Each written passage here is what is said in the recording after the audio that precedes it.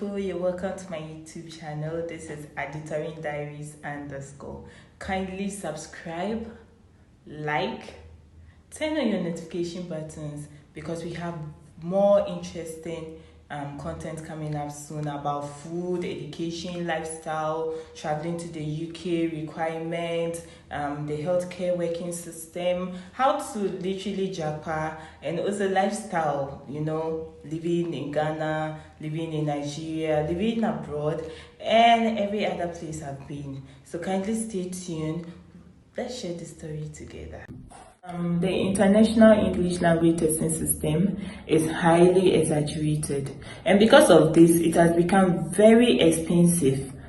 I wrote this at the British Council in Nigeria, Lagos, and it wasn't easy because of the struggle to even get a date. So to struggle to get a date, having to struggle to write because of traffic and the time and all that, and then failing for more than 2-3 times, that is so not good. It's going to kill your morale and you can even enter a state of depression. Okay, so this is how I did it. Firstly, I didn't have so much money when I started this whole IELTS thing. I wanted to use this for work, so I really needed it in the UK. So I really needed the IELTS because it was one of the requirements. So I started asking people, how is IELTS like? And my friend that told me about this was like, I hear people used to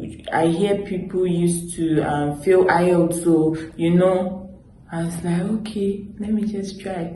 I will learn and learn. Maybe I'll pass. Okay, so God be so good. I did. Oh man, guys, it's not easy, but I had 6.5.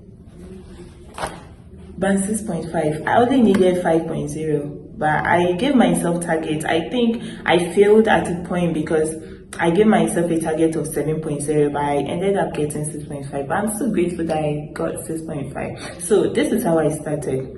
So because I didn't have money, because I had to pay for lessons, and people were telling me, oh, to register for a class for an hour or two, I'm going to be paying 150,000 naira. That's 150k, and I was like, what? I don't even have that. So I went on Telegram. My friend added me to this group called UK Healthcare Workers, and Fatima sent me the IELTS materials that I need via my email upon request.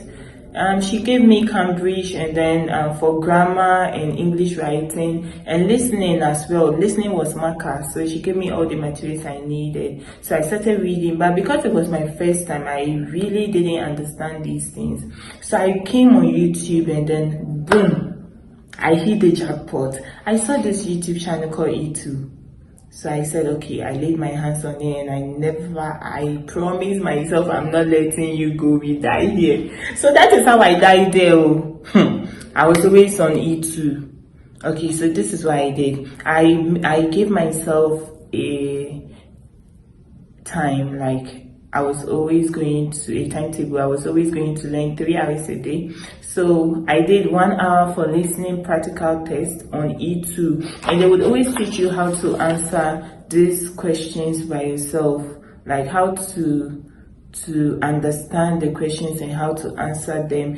And they would always treat each question topic and let you understand what it means and all that, how to paraphrase. So it was a very great opportunity for me to learn how to really summarize words and essays without even using their own words. So it was easy for me when I laid my hands on E2. So reading the books from Marker and Cambridge IDP became very easy, and I started reading different essays online here and there. I printed out so many leaflets, like I was literally walking like crazy on the street because I was walking from one cafe to the other. So because I would always treat like 2-3 essay topics a day, because I gave myself a timetable of 3 hours learning on IELTS every day. Okay, so I started this last year September. October, November I had written my IELTS. The results came in January. It was a hassle to get the results too, but I passed, and that's the most interesting part about the whole thing. I passed it. So I'm going to be posting more videos on how to treat each topic, each essay question, how to do the listening practical test by yourself. And please be very sincere with yourself. I've really been very sincere with myself on this process, on this journey, because I would always listen, and because the answers are always at the back of the audios, I'll always listen, answer them, and when I finish I go and mark them, and when I get it wrong I mark myself wrong, and I go back again and listen, start from afresh and start listening again to the end.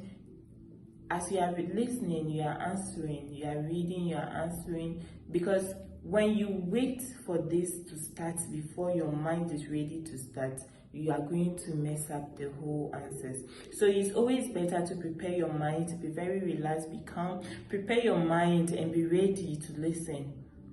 Get your pen and pencil, everything sharpened beside you. Once it starts, you'll be reading. They'll give you some time to read the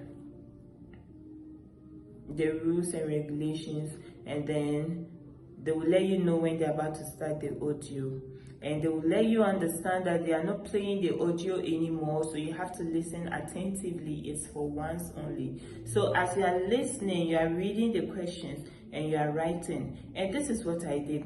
When you are writing, when you miss a sentence or you miss an answer, skip it. Do not leave the place blank, but skip it first. Continue till the audio ends. Then you can come back. You can just shade any other thing. It's better to lose one than to lose all eggs. So that is a trick that I use. See, IELTS is overly exaggerated. It is not difficult at all. I did this at home. You can do it, man. I'm going to leave my email, and I'm going to leave the sites that I use, the links below the comment section, so you could always click on the sites to check if you are interested, and you can ask me. I'll send you the IELTS materials at the comment section. Just email me your email, inbox me your email. I'll send you the IELTS materials that you need to pass, and prepare. Give yourself time, learn, study. Just be committed to study and you'll pass this. Just learn their format, what, why.